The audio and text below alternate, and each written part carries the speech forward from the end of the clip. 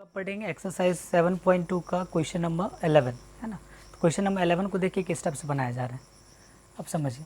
तो लेट करते हैं यहाँ पे root under x plus 4 is equals to t, तो x plus 4 is equals to t square, और यहीं पे एक्स का वैल्यू निकाल लीजिए आप, टी स्क्वायर माइनस 4। ठीक है, तो यहाँ पे क्या कर रहे हैं, एक्स का वैल्यू हम लोग पुट कर रहे हैं t square minus 4 by root under x plus 4 को क्या लिखोगे टी, और यहाँ पे डिफ्रेंशिएट कर लीजिए आप, d x is equals to आ जाएगा 2t इंटू डी टी। ठीक है, तो आप डी एक्स को हटा के क्या लिख सकते हो 2t into D T, T T क्या हो गया, कैंसिल हो गया। तो टी 2 को इससे मल्टीप्लाई करेंगे 2t स्क्वायर माइनस 8, और ये आ गया डी टी। ठीक है, तो अब क्या किए 2t स्क्वायर एक बार डिफ्रेंशिएट किए, फिर 8 इंटू डी टी, फिर 2 को बाहर निकाल लिए, माइनस 8 इंटू टी, 80 प्लस सी, 2 इंटू टी को क्या लिखोगे आप एक्स प्लस 4 रूट के अंदर है और पावर क्या है यहाँ पे 3 by 3 minus 8 into root under x plus 4 plus c. इसी चीज़ को आप ऐसे लिख सकते हो कि 2/3 एक्स प्लस 4 और पावर यहाँ आ जाएगा 3/2 माइनस 8 एक्स प्लस 4 पावर आ जाएगा 1/2 प्लस सी। ये आपका क्वेश्चन नंबर 11 हो। अब चलते हैं क्वेश्चन नंबर 12 की तरफ। चल रहे क्वेश्चन नंबर 12। क्वेश्चन नंबर 12 को देखिए अच्छी तरह से। तो यहाँ पे एक्स क्यूब माइनस 1 पे power 1/3 into x to the power 5 है बाबू, तो इसको आप क्या लिखोगे x cube into x square into d x, ऐसा लिख सकते हैं क्या। इसको स्प्लिट कर देंगे तो ये जो अंदर वाला टर्म है x cube minus 1 is equals to बोल दिए टी, यहीं पे एक्स क्यूब का वैल्यू एक्स क्यूब का वैल्यू आ जाएगा, कितना आ जाएगा टी प्लस 1। ठीक है, अगर आप इसको डिफ्रेंशिएट करोगे टी के रेस्पेक्ट में तो 3x square into d x is equals to d t का इंटीग्रेशन क्या आ जाएगा, टी का इंटीग्रेशन आ जाएगा 1, बट इधर D x by D T था तो इधर आ गया डी टी। तो x square into d x को आप लिख सकते हो डी टी बाई 3, और 1 का डिफ्रेंशिएशन तो आप समझ रहे हो क्या 0 ही होगा, तो यहाँ डिफ्रेंशिएट किया गया, differentiate both side with respect to t में। तो अब आगे चलते हैं हम लोग, क्या है एक्स क्यूब माइनस 1 को, एक्स क्यूब माइनस 1 को क्या लिखा गया है टी, टी पे पावर क्या है यहाँ पे 1/3 है ना, और एक्स क्यूब का वैल्यू कितना लिखा हुआ है यहाँ पे T plus 1 into d x का वैल्यू लिखा हुआ है बाबू डी टी बाई 3 है ना, ये डी टी बाई 3 लिखा हुआ है, डी एक्स को हम लोग रिप्लेस कर दिए, sorry x square into d x, x square into d x को रिप्लेस कर दिए डी टी बाई 3 से। अब टी पे पावर 1/3 है, इसको दोनों को ये दोनों से मल्टीप्लाई करेंगे तो 1/3 प्लस 1 बेस सेम में पावर ऐड हो जाएगा plus t to the power 1/3 है ना, टी टू द पावर 1/3, और ये 1/3 जो है ये बाहर निकाल दिए, ये कांस्टेंट था इंटीग्रेशन डी टी।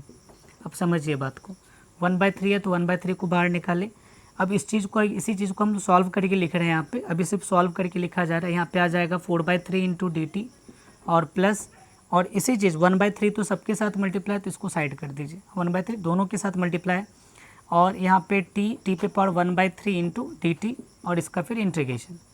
तो चलिए अब आगे करते हैं हम लोग 1/3 ब्रैकेट के अंदर टी टू द पावर 4/3 है तो t to the power 4/3 plus 1, और यहाँ पे भी टी 4/3 प्लस 1, फिर plus t to the power 1/3 plus 1, यहाँ पे आ जाएगा 1/3 प्लस 1, और यहाँ पे प्लस सी इंटीग्रेट होने के बाद।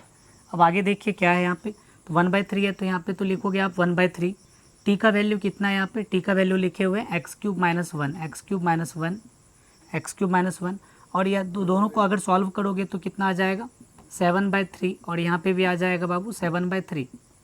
ठीक है, दोनों को अगर ऐड करेंगे 7/3, प्लस आप अगर इसको सॉल्व करोगे तो t to the power t का पावर आ जाएगा 4/3, तो यहाँ पे लिख सकते हैं आप एक्स क्यूब माइनस 1 टी का वैल्यू, और यहाँ पे आ गया 4/3 बाय, और इधर भी आ जाएगा आपका 4/3, कैंसिल आउट हो गया, यहाँ पे आ गया प्लस सी। कोई दिक्कत है यहाँ तक। तो अब अगर देख रहे हैं इसको 3 ऊपर चला जाएगा, अगर 3 ऊपर चला जाएगा इसमें भी 3 ऊपर चला जाएगा, दोनों में कॉमन हो गया तो 3 कैंसिल हो गया यहाँ पे, तो क्या बचेगा यहाँ बाबू, यहाँ पे बच जाएगा आपका 1/7 एक्स क्यूब माइनस 1 पे power 7/3 plus 1/4 x cube minus 1 पे पावर 4/3 प्लस सी। तो ये आपका क्वेश्चन नंबर 12 हो गया। अब चलते हैं क्वेश्चन नंबर 13 की तरफ। अब अगला क्वेश्चन है क्वेश्चन नंबर 13 है ना, इसको देखते हैं। 2 + 3x क्यूब, इस चीज़ को आप मान लो t, ठीक है, differentiate both side with respect to t, तो 2 का डिफ्रेंशिएशन बाबू 0 प्लस 3 कांस्टेंट है बाहर, एक्स क्यूब का differentiation 3x square into d x by D T, और टी का डिफ्रेंसिएशन टी के रेस्पेक्ट में 1 होगा, तो हम लोग इसी चीज़ को लिखते हैं 9x² इंटू डी एक्स, और ये टी उधर चला जाएगा तो डी टी बन जाएगा, डी टी उधर चला जाएगा, डी टी बन गया। अब आगे देखिए यहाँ पे, अब यहाँ पे x² इंटू डी एक्स वाला टर्म है यहाँ पे, तो अब क्या करो, x² इंटू डी एक्स को हम लोग ऐसा लिख सकते हैं क्या, डी टी बाई 9, ठीक है। तो अब समझिए यहाँ पे था x² into d x bye 2 + 3x³ का होल क्यूब, ये था लिखा हुआ। इस चीज़ को आप क्या लिख सकते हो, x² इंटू डी एक्स को आप क्या लिख दोगे, डी टी बाई 9, है ना, बाय इस चीज़ का वैल्यू आप क्या लिखोगे, टी का होल क्यूब लिखोगे। तो ये 1/9 तो बाहर आ जाएगा बाबू, है ना, 1/9 यहाँ बाहर आ जाएगा, 1/9 बाहर आ गया, और यहाँ पे आ गया टी क्यूब को ऊपर ले जाएंगे तो टी पे पावर -3 हो जाएगा इंटू डी टी, ठीक है। अब आगे की तरफ चलते हैं, 1/9 है, ब्रैकेट स्टार्ट, टी क्यूब पे -3 है, तो इसको आप क्या लिख सकते हो, टी पे पावर -3 + 1, इधर भी -3 + 1, और यहाँ इंटीग्रेट के बाद कांस्टेंट ऑफ इंटीग्रेशन सी आ गया, ठीक है। इसी चीज़ को आप क्या लिखोगे, तो -2 है तो -2 तो रहेगा ही, लेकिन इस चीज़ को फिर आप ऐसा लिख सकते हैं, टी पे पावर -2 बाय -2, ठीक है, प्लस सी, दोनों को मल्टीप्लाई करोगे तो -1/18 हो गया, और इस चीज़ को आप लिख सकते हो 1/t² + सी। अब इसी चीज़ को देखिए यहाँ पे -1/18 इंटू 1/t का वैल्यू कितना यहाँ दिया हुआ, 2 + 3x का 3x³ है ना, 2 + 3x³, और यहाँ पे स्क्वायर है तो यहाँ पे स्क्वायर दिए प्लस सी। ये आपका क्वेश्चन नंबर 13 हो गया। अब चलते हैं क्वेश्चन नंबर 14 की तरफ। अब अगला क्वेश्चन है क्वेश्चन नंबर 14, है ना। 14 को देखते हैं क्या है। तो देखो यहाँ पे किसको टी मानना है, तो जिसका डेरिवेटिव इसके अंदर दिया हुआ है, तो जैसे log x को अगर टी मानोगे तो log x का डिफ्रेंसिएशन करेंगे तो 1/t आ जाएगा, सॉरी 1/x आ जाएगा। तो ये 1/x वाला टर्म इधर दिया हुआ है, तो लेट कर लो बाबू कि log x को आप मान लिए हो t, ठीक है। तो log x को क्या लिखोगे, 1/x into d x is equals to हो जाएगा dt, ठीक है। अब देखिए समझिए इस बात को, तो यहाँ पे क्या है कि 1/x और यहाँ पे dx, इस चीज़ ये दोनों चीज़ को हटा के क्या लिख दोगे आप, और log x की जगह पे आप t लिखोगे, तो 1/t⁻m और 1/x into d x, 1/x into d x इसको लिख दिया हम लोग dt। तो इसी चीज़ को आप क्या लिखेंगे, t⁻m है तो इसको आप लिख सकते हैं t⁻m इंटू dt। अब इसका इंटीग्रेशन तो जानते ही हो आप, t⁻m + 1, इधर भी -m + 1 प्लस c। इस चीज़ को आप क्या लिखोगे, t किसको माने थे हम लोग, log x को, log x पे पावर यहाँ पे 1 - m लिख सकते हैं ना, प्लस m है तो 1 - m लिख दिए, बाय यहाँ पे भी 1 - m + c। ये क्वेश्चन नंबर 14 हो गया, ये आपका आंसर है। अब चलते हैं क्वेश्चन नंबर 15 की तरफ। क्वेश्चन नंबर चल रहा है, क्वेश्चन नंबर 15 है हम लोगों का। देखिए क्वेश्चन नंबर 15 में आप किसको लेट करोगे, तो 9 - 4x² इज इक्वल्स टू बोल दिए हम लोग t। 9 का डिफ्रेंसिएशन पहले करेंगे ना, differentiate both side with respect to t। तो 9 का डिफ्रेंसिएशन तो बाबू 0 होता है, माइनस इंटू 8x लिख सकते हैं, into d x is equals to हो जाएगा बाबू dt। बट यहाँ पे देखो x इंटू डी एक्स का टर्म दिया हुआ है, तो x into d x is equals to लिखेंगे dt/8, यहाँ लगा दिए माइनस, ठीक है। तो आप क्या लिखोगे, x into d x, x into d x है तो यहाँ पे क्या लिख दिए -dt/8, है ना, 1/1 इस टोटल टर्म को क्या माना गया है, t, ठीक है। ये टोटल टर्म को माना गया है t। तो आप क्या लिख सकते हो, यहाँ -1/8 बाहर आ गया, और यहाँ पे आ गया 1/t इंटू डी टी।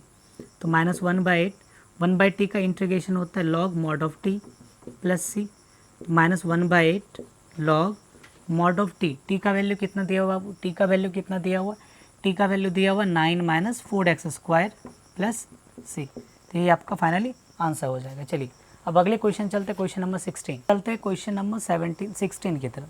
16 में देखिए क्या है, सबसे पहले तो आप इसको ऊपर वाले को t मान लो, 2x + 3 इज इक्वल्स टू हो गया बाबू t। इसका डिफ्रेंशिएट करोगे तो 2 तो बाहर, और यहाँ आ जाएगा dx/dt इज इक्वल्स टू 1। इसी चीज़ को आप लिख सकते हो dx is equals to dt, मतलब dx को आप dt के फॉर्म में लिख सकते हैं। और यहाँ पे आ गया e⁻t का वैल्यू आ गया बाबू 2x + 3 का वैल्यू, इसका जो 2x + 3 का वैल्यू है ये t दिया हुआ है, और dx की जगह पे आप dt लिख दो।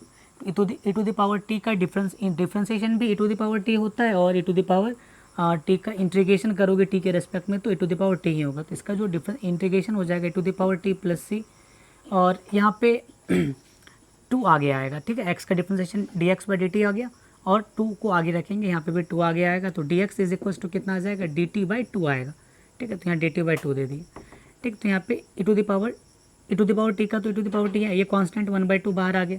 ठीक है, e to the power t को क्या लिखोगे आप 2x + 3/2 + c। ये आपका क्वेश्चन नंबर 16 हुआ। अब क्वेश्चन नंबर 17 की तरफ चलते हैं। अब हम लोग का क्वेश्चन नंबर 17 है। क्वेश्चन नंबर 17 को देखिए, इसमें यहाँ पे देखिए x² को अगर डिफ्रेंशिएट करोगे तो ये ऊपर वाला मिल जाएगा, है ना। तो लेट कर लेते हैं हम लोग, x² को लेट कर लेते हैं t। तो x² को क्या बोलोगे t 2 × dx, और यहाँ dx आ जाएगा 2x × dx, और इधर आ गया dt। ठीक है, t का डिफ्रेंशिएशन 1 होगा t के रिस्पेक्ट में, और dt इधर आएगा तो dt को इधर मल्टीप्लाई कर देंगे तो dt हो जाएगा। तो आप यानी इसको लिख सकते हैं आप dx x × dx को आप लिख सकते हो dt/2। तो अब यही चीज़ यहाँ पे कर रहे हैं, देखिए x × dx को रिमूव करके क्या लिख दें यहाँ पे dt/2, और यहाँ पे बाबू 1 बचा, नीचे में कुछ नहीं तो e है, यहाँ पे e है, और x² का वैल्यू लिखें बाबू t। तो यहाँ पे अब देखते हैं आगे, तो इसी चीज़ को आप क्या लिख सकते हो e to the power -t into dt/2, और यहाँ पे 1/2 बाहर आ जाएगा, 1/2 बाहर आ जाएगा, और e to the power -t, है ना, e to the power -t। और t के आगे का जो कॉफिशेंट है, अगर हम डिफ्रेंशिएशन करते थे तो t के आगे का कॉफिशेंट मल्टीप्लाई में होता था, बट अगर हम इंटीग्रेट करें तो चूँकि डिफ्रेंशिएशन का रिवर्स प्रोसेस होता है, तो इसमें अगर ये डिफ्रेंशिएशन में मल्टीप्लाई में जाता है तो इंटीग्रेशन में क्या आएगा, वही चीज़ क्या चीज़ में आ जाएगा, डिवाइड में। तो यहाँ -1 जो है ये डिवाइड में आ जाएगा प्लस c। तो यहाँ पे -1/2 e to the power -t plus c। इसी चीज़ को आप -1/2 e to the power -t का वैल्यू कितना है यहाँ पे -x², है ना, t का वैल्यू -x² प्लस c। तो ये आपका फाइनली आंसर हो गया क्वेश्चन नंबर 17। अगला क्वेश्चन है क्वेश्चन नंबर हम लोगों का 18 में देखते हैं क्या है। तो आप अगर गौर से देखोगे tan इनवर्स x का डिफ्रेंशिएशन 1/1 + x² होता है, तो लेट तो इसी को करना पड़ेगा। tan इनवर्स x = हो गया आपका t, tan इनवर्स x को लिखेंगे 1/1 + x², फिर x का डिफ्रेंशिएशन होगा बाबू dx/dt। तो t का डिफ्रेंशिएशन 1 t के रिस्पेक्ट में कर रहे हैं तो इधर आ जाएगा dt। तो इस चीज़ से यहाँ पे 1/1 + x² है, तो ये इसको ऐसा लिख सकते हो क्या e to the power tan inverse x into 1/1 + x² into dx। ठीक है, तो अब आगे आ गया e to the power tan inverse x को आप क्या मानोगे t, है ना। 1/1 + x² को क्या लिखोगे, 1/1 + x² को क्या लिखोगे dt। तो इसी चीज़ को e to the power t का इंटीग्रेशन तो वही सेम चीज़ होता है e to the power t plus c, और e to the power t का वैल्यू हो गया tan inverse x plus c। ये हो गया आपका फाइनली आंसर। अब चलते हैं अगले क्वेश्चन की तरफ, क्वेश्चन नंबर 19। अब बच्चों हम लोग का अगला क्वेश्चन है क्वेश्चन नंबर 19। ये बहुत ही अच्छा क्वेश्चन है, चलिए देखते हैं इसके बारे में। ठीक है, इसको बनाने के लिए सबसे पहले क्या करते हैं, ऊपर भी e to the power x से डिवाइड करते हैं और नीचे में भी e to the power x से डिवाइड करते हैं। तो अब समझो e to the power 2x - 1 by e to the power x by e to the power 2x + 1 e to the power x। ठीक है, और ये आ गया आपका इंटीग्रेशन इंटू dx।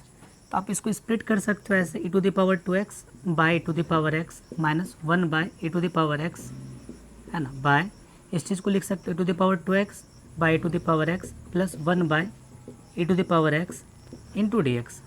ठीक, इसी चीज़ को फिर आगे लिखते हैं, तो बेस सेम है, पावर माइनस हो जाएगा, तो यहाँ पे आ जाएगा e to the power x -1 by e to the power x है, तो इसको आप e to the power -x के फॉर्म में लिख सकते हैं, बाय इसी चीज़ को आप e to the power x plus e to the power -x के फॉर्म में लिख सकते हो इंटू dx।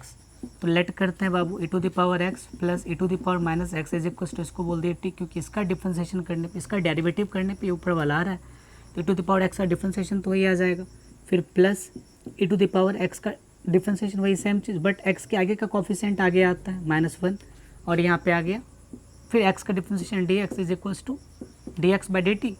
t का डिफ्रेंशिएशन 1, तो dt जो है उधर से आगे मल्टीप्लाई हो जाएगा, e to the power x minus e to the power x minus में into dx is equal to क्या लिखोगे आप dt लिखोगे। तो इसी चीज़ को यहाँ पे यही सेम चीज़ यहाँ पे e to the power x minus e to the power -x into dx, तो ये सेम चीज़ को लिख देंगे dt बाय ये टोटल टर्म को लिखा गया है t। तो आपको पता है 1/t का इंटीग्रेशन क्या होता है बाबू, log mod of t plus c।